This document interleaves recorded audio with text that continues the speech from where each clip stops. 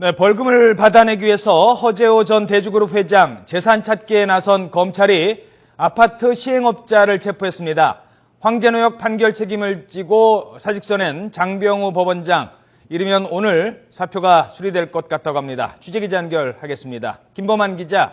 네, 광주입니다. 자, 먼저 허재호 회장 관련해서 한 명이 처음으로 체포가 됐네요. 네, 그렇습니다. 대주건설 하드업체 대표 백모 씨인데요. 백 씨는 지난 토요일, 그러니까 그저께 검찰에 체포된 것으로 전해지고 있습니다. 검찰은 백 씨의 구체적인 혐의가 공갈이라고 밝혔습니다.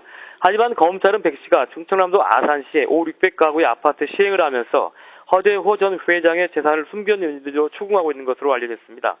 허재호 회장 사건 본류와는 다소 떨어진 사건으로 검찰이 지향하겠다는 별건 수사인데요. 검찰이 저일망식 압박에 나선 것으로 풀이됩니다. 이와 관련해 검찰은 문제의 땅이 허재호 회장의 땅이 맞는지를 확인하기 위해 어제 허 회장을 3번째 불러 조사했습니다. 앞서 허재호 회장은 2번째 소환 조사에서 개인 재산이나 외국으로 빼돌린 재산은 전혀 없다고 말했습니다. 검찰과 국세청, 세관, 광주광역시는 잠시 뒤 11시에 광주지방검찰청에서 허재호 회장 재산을 찾기 위한 2번째 대책회의를 엽니다. 자, 그리고 장병우 광주지방법원장, 곧 사표가 수리될 것 같다고요? 네, 그렇습니다. 장병우 광주지방법원장은 지난 토요일에 사표를 냈습니다. 장병우 원장은 최근 자신을 둘러싼 여러 가지 보도와 관련해 책임을 통감하고 사의를 표명함과 아울러 국민 여러분께 사과의 말씀을 드린다고 말했습니다. 문제가 된 아파트는 정상적인 거래로 취득했고 어떤 이익도 얻지 않았는데 구체적인 확인 요청 없이 보도된 점을 아쉽게 생각한다고 덧붙였습니다. 하지만 거래 상대방에 대한 보다 주의 깊게 살피지 못한 불찰로 인해서 물의를 야기한 점도 깊게 사과했습니다.